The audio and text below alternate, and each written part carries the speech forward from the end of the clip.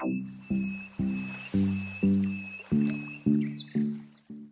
guys, welcome back and thanks for tuning in. If you're new here and you haven't subscribed and you find this content useful, then please consider subscribing. I really appreciate it, and it helps me out and keeps me motivated to do this sort of thing. I just wanted to run through a bit of a pet hate today, and that is knot tying and end stay assemblies and how the gripples function. If it's done in a certain way, it might be a bit of a time saver at the time that you install this particular type of end stay assembly, but in the long run it ends up costing you money because it has to be redone quite often. It puts unnecessary strain on the gripples and it can be a real pain in the backside. So we'll go through my preferred end stay assembly setup and the end stay assembly setup that is currently being used on this particular property. And there's a couple of spots where I need to replace the end stay assembly because it can no longer function. We'll run through that and I'll show you my replacement and why I think it's a better system than the one that's currently being used. Okay, so this is the current system that's in use here at the moment. There's a couple of potential problems.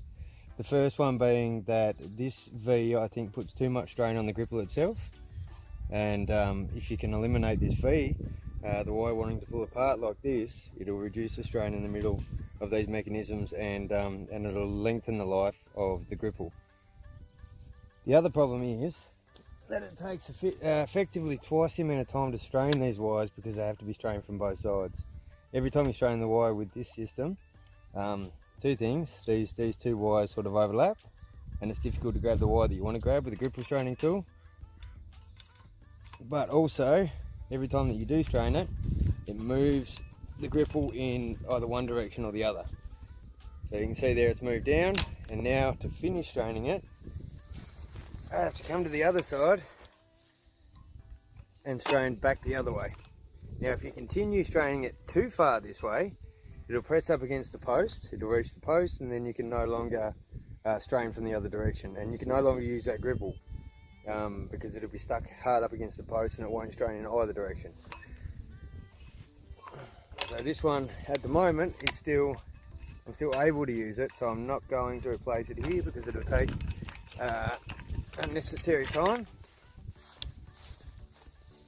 So what I will do is just finish straining this wire.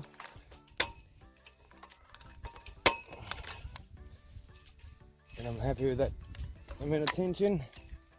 Again, I'll do the same top one here quickly.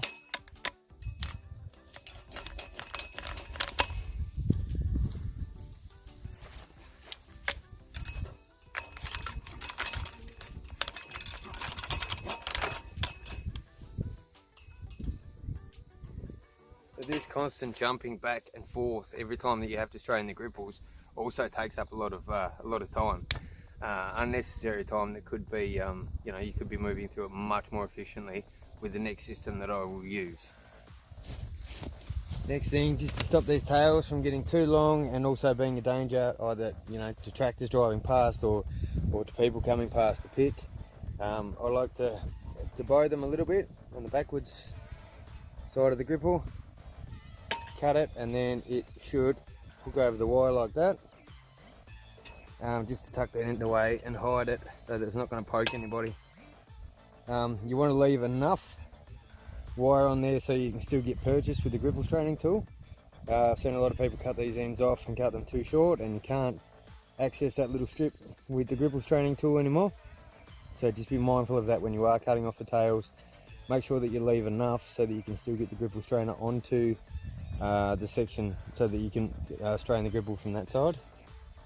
Here we have two gripples where I can no longer get the gripple tool on the inside to straighten downward. There's just not enough room in there to put the tool in and strain from either side. So they're going to be cut and redone with a better system. Because I'm trying to save time with this particular setup, I wouldn't normally replace them where I don't have to. It's only in the sections that I have to replace them where they're replaced. Now what I'm going to do is cut as close to the gripple as I can, give me the maximum amount of wire to work with. I'm going to Poke the wire into the ground here so that I don't lose it.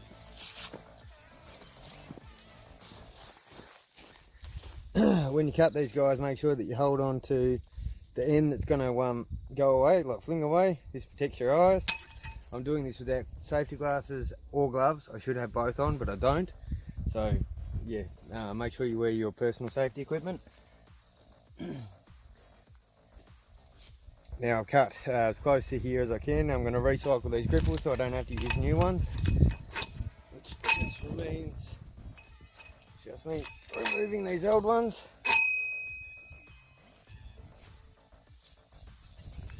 Now I'm going to tie 2 new tails on. I have a video on how to do this knot if you'd like a more in-depth look and how to tie it. You can go back through the videos and select that one. But anyway, I'm just going to tie a basic end stay assembly knot.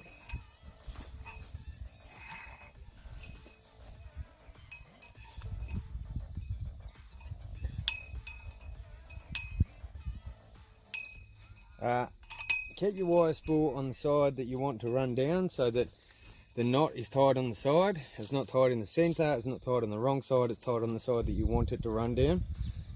This wire will connect, this tail will connect to this side, and I'll tie another tail on the other side.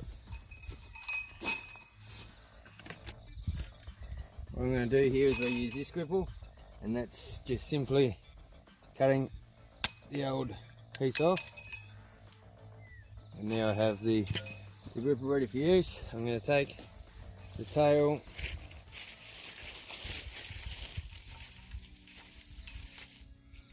that I've cut. I'm going to put the gripple on, leaving on this side just enough for the gripple to get purchase. And take this tail and measure it up. I want to cut enough here so that I can tie another little knot. Just this. And what I've done here is cut enough so that I've got a handle here to work with to tie another knot. I'll run this tail in this side of the gripple, being careful not to move it. Okay, now what I want to do is make it so that the next person that comes and tightens this wire is unable to tighten it from the wrong side. If you tighten it from this side, the same thing will happen. The gripple will move uphill. We don't want that. We only want it to move downhill. So what I'm going to do is just tie it off with these guys, too short to get the gripple strainer in.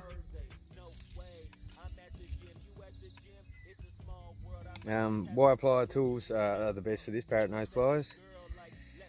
Now it's just a one knot, so you only want to do the one loop. So I'll go around one full time, and then I'll back that knot off a little bit and twist it off flat. Now here we have a nice flat section, so that you're unable to cut yourself. You can move your hand along that wire and it's not going to cut you at all. It's just off flat, but this knot will allow the gripple to move along the wire, allow the wire to slide through that knot. If you go a couple of loops, it'll grab the wire and you won't be able to slide it through and it'll start to buckle, and it can be a bit of a nuisance. And now, every time that I come to and strain it, the gripple will stay in the one spot and won't move. I can come through every time, strain it from the one direction, cut off the tail, tuck that in there, that's all she wrote. Nice and easy. I only have to work from the one side. Pick up these wire ends. Just a side note, great use for an old chemical drum is to put all your wire ends in. And put the lid on and take it for rubbish removal later on down the track. Use a drum that can be just disposed of. You can take it to a scrappers or whatever, cut it open when you get there. But use a safe drum, not a drum master drum. This is only a bit of nitrogen. It's benign. It was only a bit of nitrogen. It's been triple rinsed, of course, into the tank. But just a benign chemical, and it's a place for me to put these tailings in. And get rid of them safely so that no one jabs himself with the wire end. Again, recycle this gripple. Do the other side. you just go through here, retie on your end. Once you've done this knot a few times, you can become really efficient at tying them and do them quite quickly.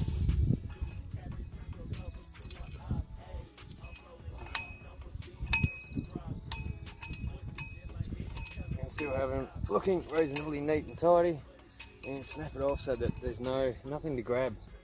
It's the thing I like most about doing this kind of wire work, is when you make sure that there's nothing that's going to grab you and catch you or poke you or anything like that. There we go. I'll bring out this tail that I poked in the ground here so that it doesn't fly down the hill. Put it in just enough so that I can grab it with the strainers. Take a bit of extra through on this side and cut it so that I've got enough to have a handle to tie with. Get that in there. I like to do them as close to side by side as possible. It just aesthetically it's better to look at doing it that way.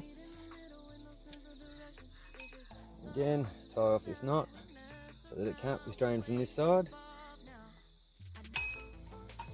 It's nice and flat. Give them a tighten.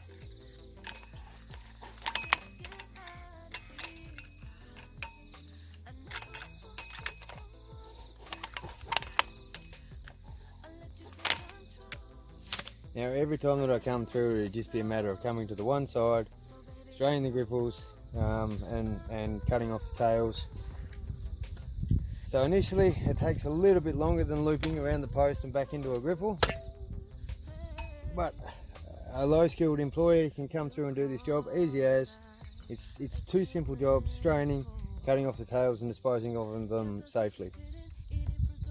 So that's it. That's just a better way, better system.